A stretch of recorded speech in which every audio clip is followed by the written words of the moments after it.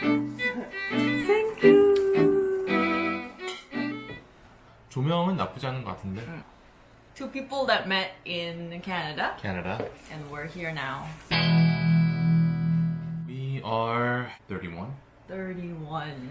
I met my roommate. From New Westminster. We started talking about Breen, my homestay mom. Yes, I remember. And Emery Street 119, that 100-year-old house. You remember that? Yeah. She was like, were you ever in trouble? I said I didn't really use the door. Instead, I used to use the window. What? When? We were pretty boring for high school kids. One memory that I really You know what? We're gonna cut this hate part. is that you skipped classes a I didn't lot. skip classes a lot. But at the end of the semester, when we take the tests and stuff, your scores were always better than mine. Oh. You can't hit me on camera. I know. Like, this is a podcast, not like video evidence for the police. 15 years have passed. Memories. What did you want to do when you were in high school? I actually had no idea. I also wondered if I want more of a open-ended experience. Open-ended. So I ended up going to business school. Yeah, but why did you come back to Korea? My military duty. Oh. Yeah. For about 2 years, served in the military. Upon finishing it, I was all ready to just go straight into work again. Because coming out from business school, I think the culture is that everybody's very competitive. Anxious. All my peers who graduated with me, they were already working and then accomplishing stuff. Of course, because of that, I thought I lost a lot of time. And that's when my family, they came and said, knowing you, who knows if you're going to give yourself any break in the next 10 years. And for once, I decided to listen, and I'm glad I did. So how is everything? Everything's good. Taking a little bit of time from work. What about now? Are you as anxious as back then? No. Let's not be anxious. And my 20s, this experience of running my own business, it's been a huge learning experience. Not only in terms of business and working with other people, but also it taught me a lot about like what kind of person I am. When you're working constantly with other people in such close quarters, you will butt heads. This time around, I felt like, all right, well, you learned a lot about yourself through all these experiences. Also ask yourself what will make you happy in the long run. It's interesting that we grow through conflicts. When I was in Canada as a teenager and as a daughter, the oldest one, having an abusive father was a very big part of me. I knew that somehow I will overcome that fear or that wound, but it's always with me and it changes its face. You know, sometimes it's fear, sometimes it's complaining. Sometimes it's trusting somebody too easily, or it could be like having a hard time trusting somebody. Exactly, yeah. So just growing up itself is never ending. What I found really impressive and also been so proud of you is that, like, we talked about this since we were younger, and what's happened never changed. It's a part of your history, but then your way of accepting it as a part of your history also changed over time. And as you grew as a person, you didn't let it define you, but then you decided to embrace it, but also move forward and become your own person. I'm really glad. At some point, I thought that was my destiny to have that difficulty in my life and to grow up as an adult who can freely speak about it and share that story with other people so that their wounds will slowly heal. Right. But that's not easy. It's not easy at all. Sharing itself is not easy, but even if I do so, I wonder, is this a right thing to do? It would be great if everybody could process these things or any trauma or what happened, not just abusive family, but then like other stuff, like there are like, you know, sexual assaults or like, you know, what other people go through, this traumatic tragedy that happens in their past, and deal with it without too much difficulty. But that's not the case, and I think that's why it's so important for public figures such as yourself that, like, you know, people can relate to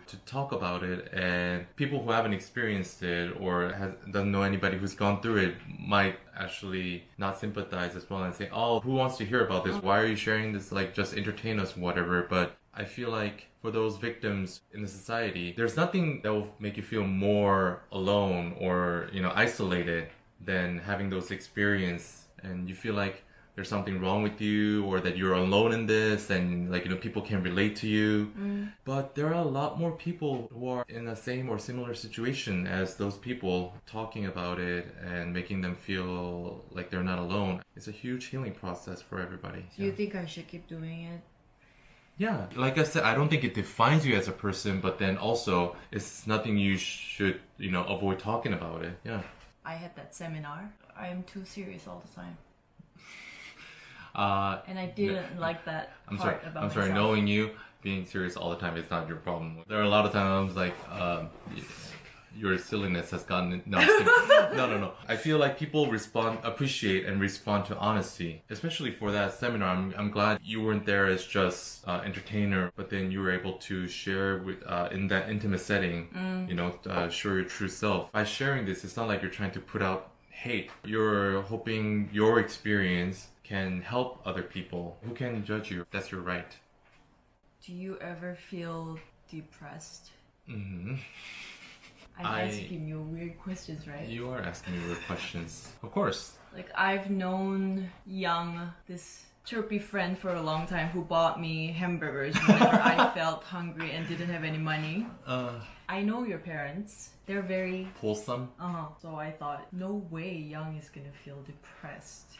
I've been very lucky to have such a loving family, but as you know, like I also went through ups and downs in my life. As we were about to graduate high school, my mother suddenly passed away, and it was one of the hardest things like, you know, I ever had to deal with in my life, because she was a huge figure in my life. Because of the situation where I was living and studying abroad, I didn't find out that she was about to pass away until it was almost time. So I flew back to Korea all of a sudden, and then she passed away shortly after I arrived. And while I was in Korea, I felt like I needed to take care of my family, because they have been dealing with this for long before I heard about it. And because of that, I couldn't really process what's happening for myself. Everybody like suggested, like, you know, are you sure you want to go back to Canada right away after the break? I said, yeah, I just can't. And interestingly enough, once I did, I started having health issues and like, you know, insomnia, was not able to sleep at times longer than a week, and in and out of hospital while trying to go to school. And I would say that was one of the lowest and darkest points in my life, because at the time, and knowing me, I thought at the time it was me bothering other people in my life with my problems when they already have their own stuff to deal with. Over time, I learned that's not the right way to think. You gotta let the people who care about you in your life and, like, you know, about what's going on, what you're going through. I don't think I've ever felt more isolated in my life. I think that really accelerates the depression. As soon as you step out of the house and meet other people, sure, you try to put a smile on your face, act normally, but then even through it all, you're thinking, there's nobody who understands me. Depression is real. I think there's still a big stigma in the society where people still think that if somebody's depressed or, you know, have some sort of a psychological ailment or difficulties, they think, oh, it's just in their heads, or like, you know, they're mentally lazy or mentally weak. And that's like really not true. As a society, we need to recognize and not judge others with prejudice or, like, you know, this preconceived notion that we have. How can you tell people go seek help, but how can you suggest that and expect people to seek help when they feel like shame? This is turning out to be a really heavy podcast. Life is heavy sometimes. So, my next step, I can't think of anything. I used to want things. I used to want to do this, do that, but that spark, it's probably still there, but it feels like it's gone. The spark is there, it just doesn't know which way to go. I definitely know that first and foremost, you love connecting with your fans. Just like myself, you're at the point where you're trying a lot of different things and exploring. Your life is much more, like, even more open-ended than I am right now. I wish there was a textbook. Yeah, but do you really want to live life by the textbook? I'm sure the textbook doesn't say you can crawl into the house through a window. It feels like it is not a mature thing to talk about this. I always have to look like I know which way to go. Most people around me kept saying, Sarah, why are you not doing enough? You know what you can do. Why are you not pursuing that dream hard enough. They emphasize hard enough, working hard, but if I'm drifting, why do I have to do it hard? Yeah, I'm actually surprised to hear that people use those words, because if I were to say that, I would make sure that I knew what you've been up to. Those words in itself carry a lot of judgment in them. As far as I know, you, on top of everything you have to deal with personally, you've been pretty much busting your hump. My friends look like they're doing very well. Except for this friend. Yeah. Best friends! That's why we're friends! We might find the right way, the right wrong, doesn't really matter, but we might find what we really want to do and what we can do for the rest of our lives. But until then, we're just gonna be lost, you know? I like using the word navigate. I don't think we'll be lost forever. You were not this positive. What are you talking about? I was always a more positive one than you. Men version of Sarah. How dare you? I think I'm pretty positive too. Yeah? Yeah, really. I think you are, like, you are. Yeah. Why is it? So you quit acting? How do you cut this? When did you quit acting? No, Jesus. So you quit acting? No, just... There must be a reason why you wanted to act. Let's talk about your acting. How about that? My acting. I like acting. I like the atmosphere on stage. But theater, usually people are very depressed, especially in Korea. Very method. Acting has that side effect. And you remember the class that I took? Yeah, with of course. With the directors? That made me realize that working alone is better. Really? Yeah. What about your experience during that class made you think that? It's literally saying, you know, show me your biggest... darkest... and by bringing that out, you will learn something. What about your acting class? It was also around the time when I was dealing with the family stuff, and I think for the longest time I got used to the habit of hiding my emotions, especially if they're not positive and, like, you know, cheerful. I think my acting coach, like, she kind of sensed that. Yeah, we just had like a one monologue involving angry rant, just like you said. Like, so it was, and then I realized that I felt very at unease, even in the beginning, simply just raising my voice, you know? That was helpful. Because of that, we got to talk about personal stuff as well, and may not be always how it should be done, but that's what was hindering. So we touched on that. It was good. I'm glad I did it. Well, in my case, the classmates, when the class was over, they left with trauma. Even if the comment is something like, oh, you should do it differently, the person who's listening to that has to feel trust first. That's how I think we should learn. Especially acting, because it's you, right? It's 100% you. It's very vulnerable. There's no other instrument. Yeah, so the criticism at times can feel like a personal attack. But not a lot of people have that responsibility that they can change someone's life. I used to hate that kind of people, but now sometimes at moments I sound like them. Yeah, you gotta be very, very vigilant about not turning into those. We need to be careful. Just think of it this way. Whenever you say that, think of it, you're telling yourself that you're old. Right. Yeah, we're not that old. 31 isn't that old. It's No. just not young anymore. Romantically, in relationships, what should we focus on? I mean, when we were young, it was different. Attraction, the spark. The spark, the butterflies. But it changed as time went by, and I sometimes wonder what other people around my age think. I think that's one of the perks of actually aging. You start to think about what's a healthy relationship. Healthy relationship. Yeah, the right reasons to be in a relationship. For me, I think I'm no dating expert. I don't know why. I know. Can I swear on? When a person's content and secure being on their own, that's probably a healthier situation for that person to start dating someone. I think a lot of people consider romance as tying your entire being to this person. However, I don't think that means that sacrificing all that you have in order to be with this person is the way to prove that you love them. The more you do it for the wrong reason, in order to show this person, sacrificing yourself to show this person, that will create this resentment down the road. When there's like an unspoken expectation and it's not being met, that's when a relationship starts getting unhealthy. Two people in a healthy relationship, I feel like they're looking forward together, holding hands. Same direction. Yeah, same direction. Rather than just looking at each other. looking at each other as if one person's gone, the other person would fall.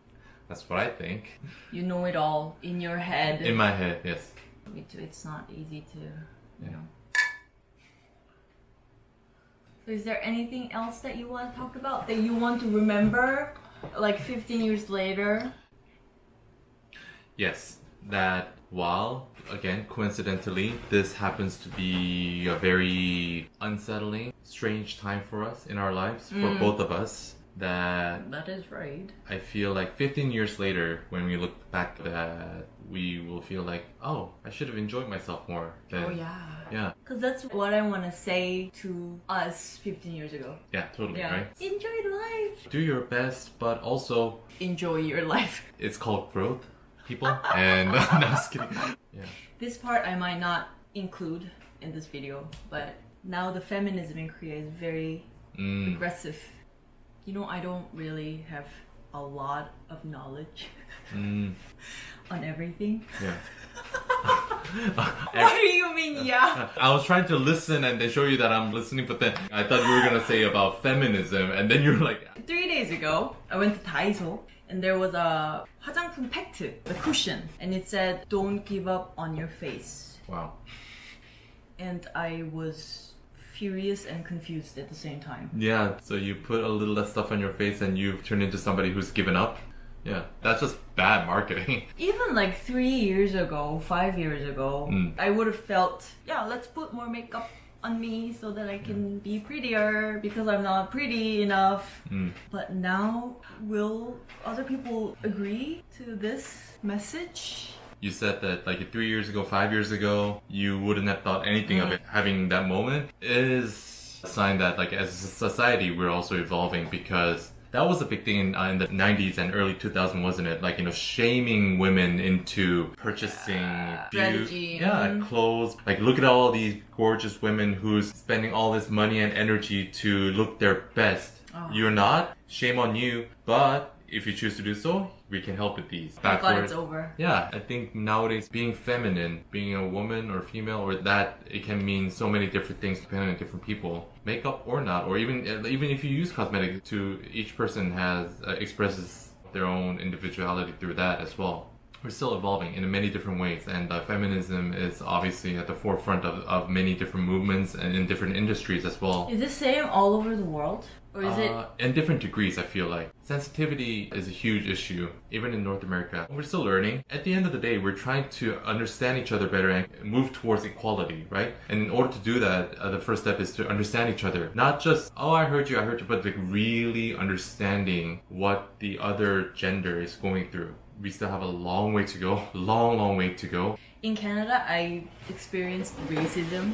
I think everybody who studied in Canada is still better than a lot of the other countries. Yeah, but we all have our own episodes, right? Yeah, right. And I came back to Korea, and I thought I would never experience other discrimination, but as a former girl band, I had to show a lot of skin. Sarah is nothing else but that, defined as woman, and that was it. And spent some more time in Korea, and as a sexual harassment victim myself in subway bus. Because of that, I became aggressive, but nowadays I try to have a good balance. You should be angry, you should say something about it, they should be punished. But like you said, not letting that cloud your entire judgment or like perception on the entire male population. I think it's also important for yourself, because you don't want to have like a skewed or incorrect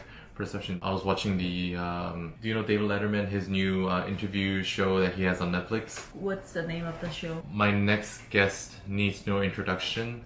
Some of them are entertaining, some of them are very moving, some of them are very informative, and this particular one with Melinda Gates, Bill Gates' wife, it was interesting because She was talking about when Bill was about to, I guess, retire from the forefront. They had the uncomfortable conversation. Why shouldn't it be half and half in raising our kids? They say men have it easy. This is even in North America standards. It's so easy to be a great dad. You just gotta show up once. And you just gotta do more than what all other dads are doing, and then everybody's like so quick to praise them, right? But for mothers, the minute they fall short, they're bad mothers. So they had the uncomfortable conversations. Again, I feel like only by having the uncomfortable conversations we can grow. And then, yeah, Bill was like, yes, I agree. I will drive the kids 2 days out of a week to school. A little time has passed, and then next time Melinda went to school, there were other parents in class and said, hey, do you notice any difference? And then she said, yeah, it's funny, I see a lot more dads here. And then they said, that's because after Bill started coming more, we all went home and told our husbands, if Bill Gates can drive their children 2 days out of a week, so can you, right? She presented it as a funny anecdote, but connected with the point that, like, feminism or gender norm, the change can start in many different places in our society. When people act accordingly to what they believe, and then that all of a sudden, slowly that becomes the norm in that society. I think people often discount subtle changes and like, you know, what we can do in our lives. In terms of gender equality, I thought that was a pretty interesting story. I feel like I didn't say anything. I just asked you questions. Just normal, casual talk between friends. Well, I mean, at times, yeah, we do talk about these things, but it's not all we talk about. Let's not risk people thinking we always talk about serious stuff. No, we don't. We get very, very silly. So, let's just wrap it up. See you next time.